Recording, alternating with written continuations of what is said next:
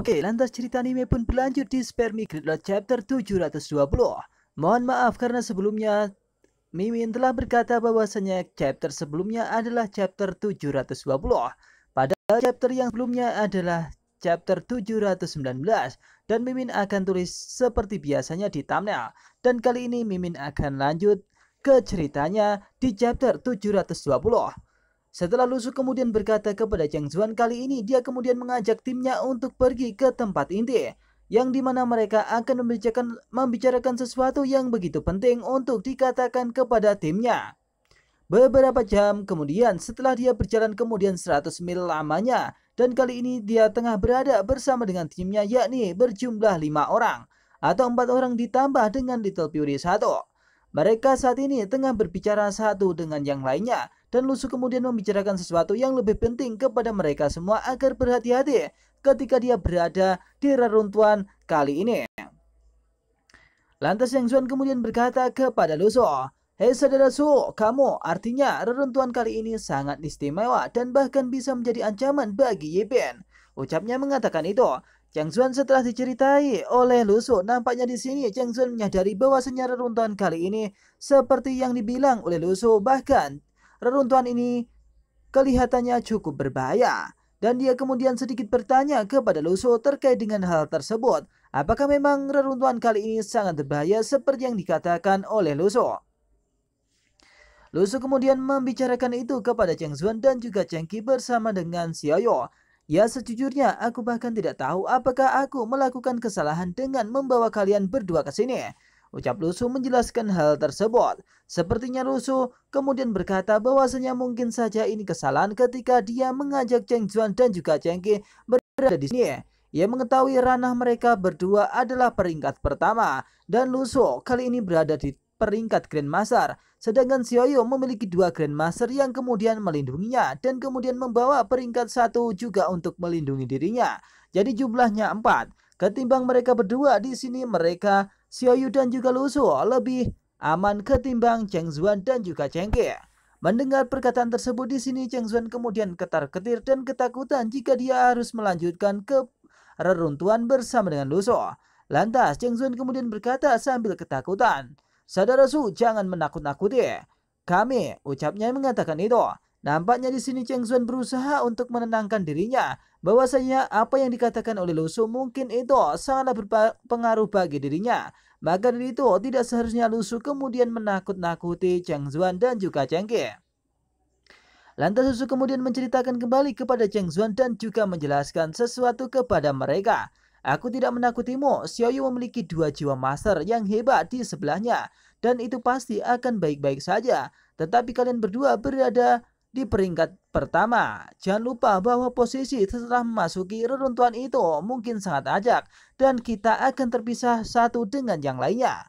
Lusu kemudian menjelaskan bahwasanya ketika dia akan masuk ke dalam reruntuhan, maka itu menjadi tanggung jawab masing-masing. Bisa saja mereka tidak akan bersama ketika dia berada di reruntuhan tersebut, dan semua orang akan menjalani itu secara sendiri-sendiri. Hal itu cukup mengkhawatirkan dan Lusu memberitahukan itu kepada Cheng Qi dan juga Cheng Zuan. Meskipun di sini Lusu kemudian berusaha untuk menenangkan mereka agar tidak terlalu takut dan kemudian sedikit fokus. Setelah menjelaskan hal tersebut, Cheng Zuan kemudian mengerti dan berkata, "Benar, sayang sekali kita tidak bisa masuk dan menghubungi satu sama lain dengan cukup cepat. Kalau tidak kita berempat tidak perlu khawatir bersama." Ucap dari Cheng Zuan menjelaskan juga bahwasanya mungkin ketika dia masuk berada di reruntuhan tidak akan bisa langsung ketemu dan harus menyelesaikan misi masing-masing.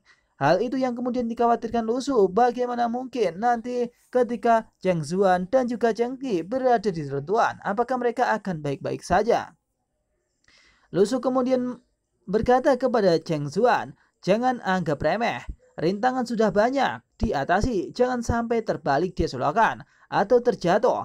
Ucap dari Lusu mengatakan itu kepada Cheng Zuan dan juga Cheng Qi, agar ketika dia berada di reruntuhan baik-baik saja, dan ketika dia dalam bahaya maka dia harus kabur untuk lari dan kemudian mendapatkan sesuatu perlindungan. Tak lama setelah itu di sini Lusu kemudian menoleh ke arah yang lain. Tiba-tiba ada seseorang yang kemudian datang di belakangnya. Sontak membuat Lusu kemudian takut dan kebingungan apa yang kemudian terjadi. Ia bahkan tercengang dan kemudian sedikit melompat ke arah atas. Ia menyadari kali ini koleksi dewa kemudian datang kepada dirinya. Atau para dewa dari Protoss Nordik kemudian datang.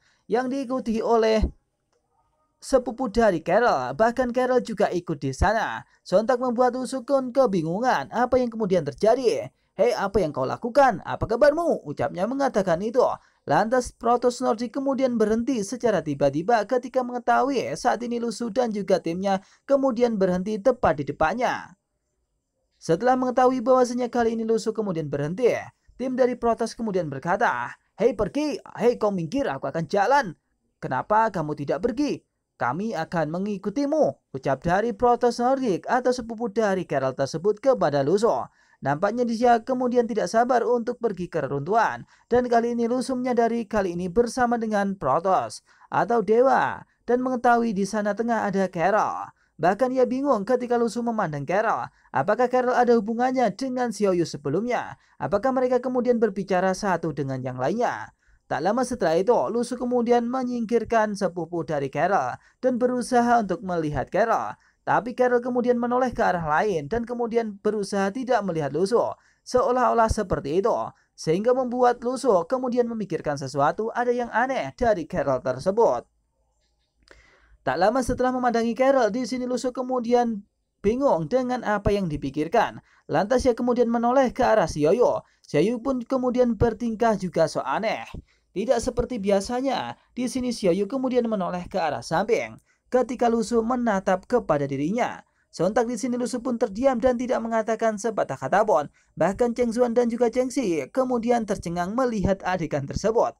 Apakah ada yang aneh antara mereka berdua? Bahkan Cheng Zuan memikirkan bahwasanya mungkin itu ada sesuatu hubungannya dengan Carol ketika dia berada di alam mimpi bersama dengan Xiaoyu.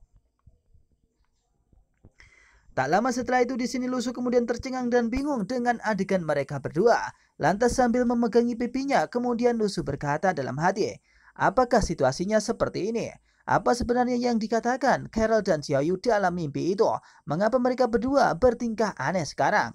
Ucap Lusu yang kelihatan bingung dan kelihatan aneh antara Carol dan juga Xiaoyu. Apakah mereka berbicara satu dengan yang lainnya? Sehingga membuat mereka berdua ketika dipandangi oleh Lusu bertingkah sangat aneh. Lusu kemudian menyanggah uangnya dan berkata, selain itu dengan sekelompok besar Protoss mengikuti mereka, sangat jelas kemana harus pergi, mengapa saya berpindah ke tempat ini. Ucapnya mengatakan itu.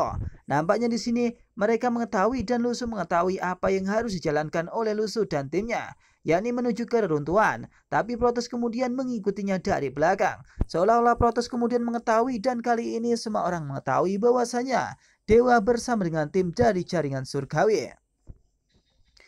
Melihat adegan tersebut di sini Lusu kebingungan dan kemudian berkata kepada tim Protoss, "Oke, sekarang kita akan ke area inti di mana visi relik terwujud.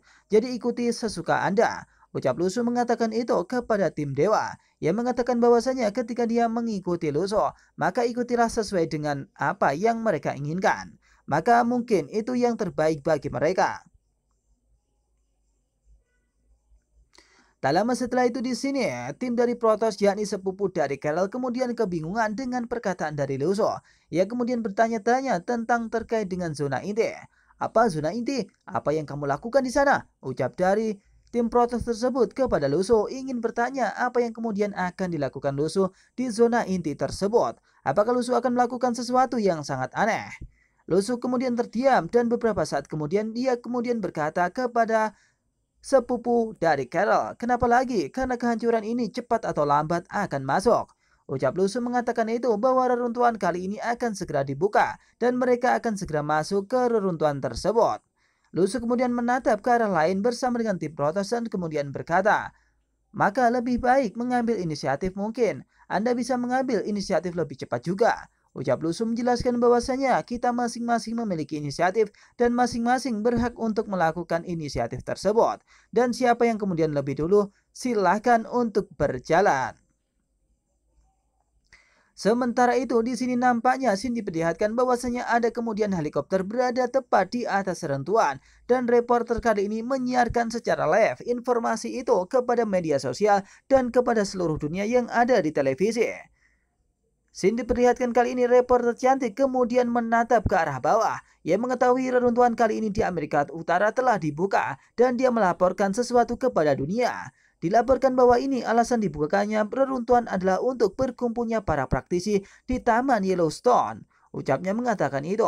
Ia menjelaskan kali ini telah dibuka reruntuhan di Taman Yellowstone dan kali ini semua praktisi kemudian datang ke tempat ini. Hal tersebut membuat orang kemudian sangat kebingungan. Bagaimana mungkin Phoenix Society kemudian tidak melakukan antisipasi atau mencegah mereka untuk datang secara membabi buta. Reporter kemudian menjelaskan di balik layar atau di media sosial dan televisi, kami mencoba mewawancarai dari Niateng, penanggung jawab dari Raja Surgawi, dan bertanya apakah pamannya atau apakah mereka mengirim seseorang kali ini untuk pergi ke reruntuhan. Tapi Niateng kemudian menolak ajakan dan pertanyaan itu dan tidak menyampaikan sepatah kata pun. Sementara itu di sini Carol kemudian bersama dengan tim protosnya dan tim dewa kemudian datang ke tempat tersebut. Tak hanya itu, Li Xianyi atau kakek pedang kemudian juga mengawasinya dari balik berita. Tapi baru beberapa jam yang lalu, pada hari ke-9 atau Raja Surgawi ke-9, yakni Lusu telah muncul di Taman Yellowstone dan menuju pusat bersama tim Nordic dan Protoss. Ucapnya menjelaskan hal itu. Ternyata reporter kali ini menceritakan terkait dengan Lusu karena Lusu sangat terkenal di dunia. Bahkan ada banyak penggemar yang kemudian menantikan hal tersebut. Maka ketika reporter menjelaskan itu, maka orang-orang pasti akan suka. Dan kali ini ia mengetahui bahwasanya tim dari jaringan surgawi atau organisasi dari jaringan surgawi telah mengutus orang dari jaringan tersebut, yakni adalah Lusu, Raja Surgawi ke-9 yang berada di tingkat Grandmaster. Sementara itu, kakek pedang di sini saat itu telah mendengarkan berita tersebut yang disiarkan di televisi, dan kali ini dia bersama dengan seseorang. Lantas seseorang itu sambil duduk dan melihat berita, dia berkata, sejak ini sangat prihatin, sebaiknya Anda pergi ke Amerika Utara dan kemudian pelisir ke tempat tersebut. Ucapnya mengatakan itu. Nampaknya orang tersebut mengatakan bahwasanya sesungguhnya kakek Li Xianyi ini seharusnya berada di Amerika Utara dan melihat situasi yang ada di sana. Bahkan itu ikut andil dalam reruntuhan di Amerika Utara. Setelah mendengarkan perkataan itu, kakek Li Xianyi kemudian berkata bahwasanya itu tidak harus. Lantas ia berkata dalam hati, jika dugaan saya benar, saya tidak memenuhi syarat untuk melihat kedua anak itu sekarang. Awalnya saya ingin mundur dan kembali ke Los Angeles atau kembali ke jaringan surgawi. Ucap dari kakek Li Xianyi yang saat ini memikirkan bahwasanya tidak seharusnya dia bertemu dengan Lusu dan juga Xiaoyo, yakni orang yang kemudian dekat kepada kakek pedang sebelumnya. Di sini dia kemudian memikirkan bahwasanya mungkin bukan waktu yang pas kemudian bertemu dengan mereka. Yang pas adalah ketika kakek pedang itu kembali ke Los Angeles atau ke jaringan surgawi. Tak lama setelah itu kakek pedang kemudian berkata kepada orang tersebut, mari kita bicara tentang Anda. Apa yang terjadi ketika Anda datang menemui saya begitu Anda meninggalkan bea cukai? Ucapnya menjelaskan itu. Kakek Li Xianyi kemudian ingin bertanya kepada orang tersebut, kenapa tiba-tiba orang tersebut kemudian datang ke sini? Seolah-olah ingin mencari bantuan, dan di sini kakek Li Xianyi bertanya kepada orang tersebut, apa yang kemudian terjadi di tempat itu? Lama setelah itu, orang itu kemudian berkata sambil menjelaskan sesuatu bahwasanya ada hal yang aneh. Di Australia, makhluknya, pernahkah Anda mendengar lusinan tragedi yang disebabkan oleh percepatan evolusi kolektif karena kebangkitan energi spiritual? Ucapnya menjelaskan bahwasanya ada tragedi yang aneh di Australia. Bahkan ia menjelaskan bahwasanya ada kebangkitan energi spiritual yang cukup dahsyat di sana. Bahkan di sini, ia menjelaskan bahwasanya hewan-hewan yang ada di Australia kemudian bermutasi menjadi hewan yang sangat buas, bahkan mampu untuk menghajar orang. Waspadai sarang laba-laba di pinggir jalan. Kelompok laba-laba besar berbentuk corong muncul. Ucapnya menjelaskan hal tersebut. Ia menjelaskan bahwasanya di Australia kali ini ada sesuatu yang sangat aneh. Bahkan mutasi-mutasi genetik yang ada di sana kemudian sangat berbahaya. Bahkan hewan-hewan yang ada di sana kemudian berubah menjadi cukup besar. Bahkan ada ular kemudian yang kemudian sampai mampu untuk membunuh orang. kelompok kanguru mengamuk di kota dan kulit normal di era pemulihan spiritual. Apa itu adalah sebuah rumah? Ucapnya menjelaskan hal itu. Ular berbisa melintas perbatasan dan membunuh beberapa orang. Ucapnya menjelaskan itu kepada kakek Li Xianye, yang menjelaskan bahwasanya seharusnya di Australia ada suatu pembantu atau pengurus yang kemudian membantu di tempat tersebut. Tapi di sini nampaknya orang-orang kemudian tak berjalan ke sana. Setelah mendengarkan hal tersebut, kakek pedang kemudian berkata kepada orang itu, "Tentu saja saya dengar, saya ingat bahwa praktisi di Australia sangat awal meminta bantuan, dan orang yang bertanggung jawab atas urusan luar negeri seharusnya setuju untuk membantu. Apa yang salah?" Ucap kakek pedang berkata kepada orang tersebut. Nampaknya tidak ada orang yang salah ketika ada yang kemudian diutus ke tempat itu, tapi sampai sekarang belum ada orang yang kemudian bertanggung jawab untuk pergi ke sana. Sontak setelah mendengarkan perkataan dari kakek Li Xianye, di sini orang tersebut kemudian berkata, "Aku tahu kultivator biasa saya memberitahu saya bahwa mutasi biologis Australia ini sangat berbahaya." Ucapnya menjelaskan bahwasanya mutasi ini sangat berbahaya dan perlu antisipasi dan juga penanganan yang serius. Tak lama setelah itu dia kemudian menjelaskan sampai membuat tercengang kakek pedang. "Ratusan orang yang kami kirim tidak dapat mendukungnya sama sekali. Itu adalah tidak terlalu lama." Ucap darinya mengatakan itu, sontak membuat pikiran kakek Li Xianye ini memikirkan dua kali ya. Apa yang kemudian dipikirkan oleh jaringan surgawi. Padahal dari tim Australia itu telah mengutus orang untuk mencari bantuan ke tempat ini. Tapi kenapa belum dibantu sampai sekarang? Tak lama setelah itu di sini kakek Li Xianye kemudian bergegas untuk segera melakukan sesuatu. Mengapa orang yang bertanggung jawab atas urusan luar negeri tidak mengangkat masalah ini di rapat dewan? Ucapnya sambil bertanya-tanya kenapa mereka kemudian tidak mengangkat ini di rapat dewan. Bahkan seseorang kemudian tidak membicarakan hal tersebut membuat kakek Li Xianye kemudian memikirkan itu. Bagaimana mungkin ini bisa terjadi dan itu dibiarkan saja. Tak lama setelah itu di sini kakek Li Xianye kemudian duduk dan berkata kepada orang itu, "Menurut proses normal staf eksternal harus segera dipindahkan kembali. Yang terbaik adalah menangani keadaan darurat seperti itu sesegera mungkin." Ucap kakek Li Xianye menjelaskan bahwasanya ketika keadaan gawat darurat seperti itu harusnya lebih dahulukan atau lebih diutamakan terlebih dahulu baru yang kemudian.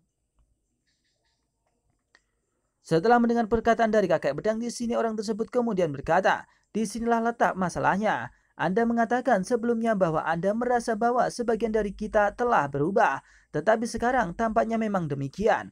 Ucapnya menjelaskan itu kepada kakek pedang. Sontak membuat kakek pedang pun bingung apa yang kemudian dipikirkan oleh jaringan surgawi. Ia kemudian tidak mengatakan sepatah kata pun. Ia sedikit bingung dengan apa yang harus ia lakukan sendiri kepada tim yang kemudian mengutus orang untuk meminta bantuan dari Australia ke jaringan surgawi. Kakek Li Xianye kemudian berdiri dan berkata, "Mungkin ada orang-orang melihat bahwa orang tua saya berniat pensiun, jadi dia menjadi lebih berani." Ucapnya mengatakan itu. Ia mengatakan bahwasanya mungkin orang-orang itu melihat saya bahwasanya akan pensiun, maka mereka lebih berani dan tidak melakukan hal tersebut. Setelah berkata tersebut, di sini kakek Li Xianye kemudian bergegas untuk pergi meninggalkan tempat itu sambil berkata kepada orang yang ada di belakangnya, "Pemberitahuan akan dilanjutkan dan staf eksternal akan dipanggil kembali untuk mengadakan pertemuan darurat. Saatnya untuk mengingatkan semua orang pada apa cita-cita dan keyakinan yayasan selama ribuan tahun." Ucapnya bersemangat dan membuat provokasi kepada orang yang ada di belakangnya. Sontak ketika melihat kakek pedang itu bersemangat, orang yang ada di belakang itu kemudian juga bersemangat. "Ya," ucapnya mengatakan itu dan mereka bergegas untuk melanjutkan misinya, yakni membantu Amerika, atau lebih tepatnya membantu Australia. Kemudian dia menutup pintunya.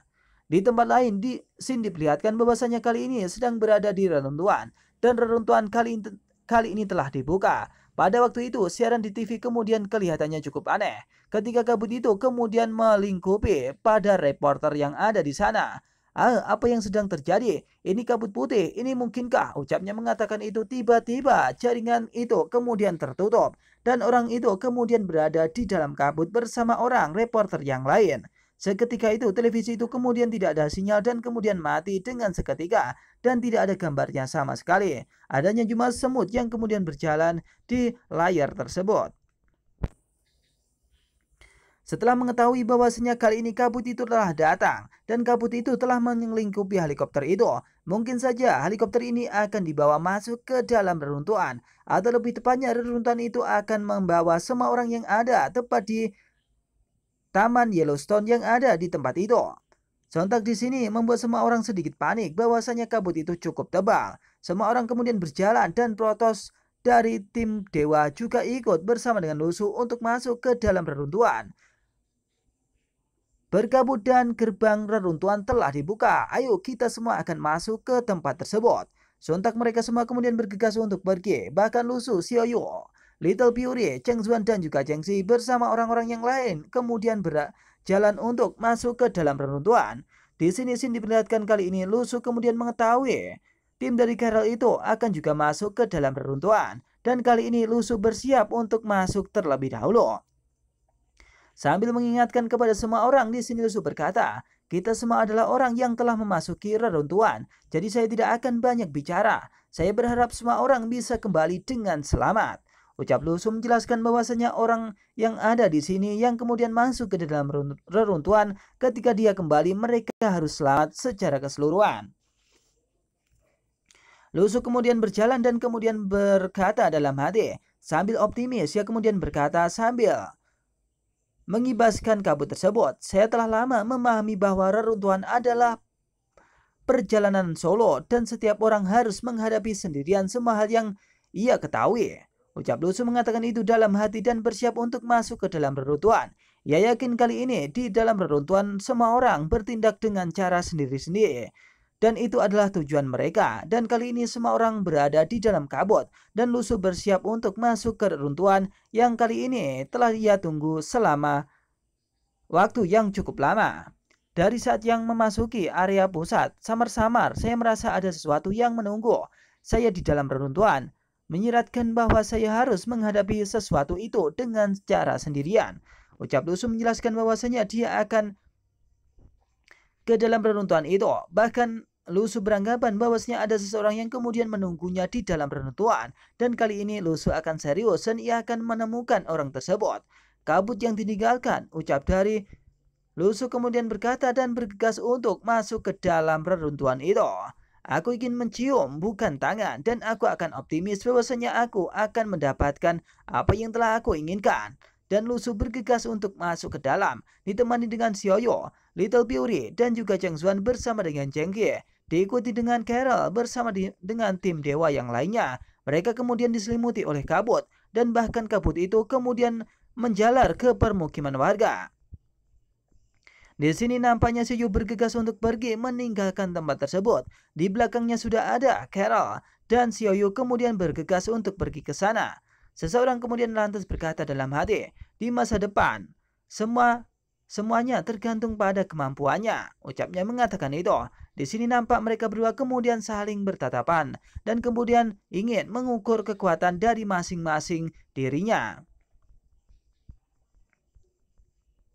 Tak lama setelah itu Shin diperlihatkan bahwasanya kali ini Carol juga ikut tersenyum. Dia akan semangat dan kali ini dia akan masuk ke dalam reruntuhan. Aku tidak akan mengaku kalah. Ucap dari Carol mengatakan itu dalam hatinya. Sontak perseteruan antara mereka berdua terus berlanjut. Sementara itu Cheng Zuan pun tidak sabar untuk masuk ke dalam reruntuhan diikuti dengan Cheng Qi di belakangnya. Sambil bersemangat di sini Cheng Zuan berkata, jika ini peninggalan terakhir, kita harus menggunakan seluruh kekuatan kita. Ucap Cheng Zuan bergegas untuk masuk ke dalam reruntuhan diikuti oleh Cheng Qi. Nampaknya mereka berdua kemudian bersemangat jika harus mendapatkan sesuatu yang lebih banyak. Atau lebih tepatnya sesuatu yang lebih berharga. Dan kali ini mereka akan masuk. Saya harus mencoba yang terbaik untuk mengejar ketinggalan dengan saudara Zhou. Ucap Cheng Zuan dan juga Cheng Qi. Kali ini mereka kemudian masuk ke dalam reruntuhan dan akan bertemu di suatu tempat yang lain di dalam reruntuhan. Bus, tiba-tiba reruntuhan kemudian terbuka dengan sendirinya.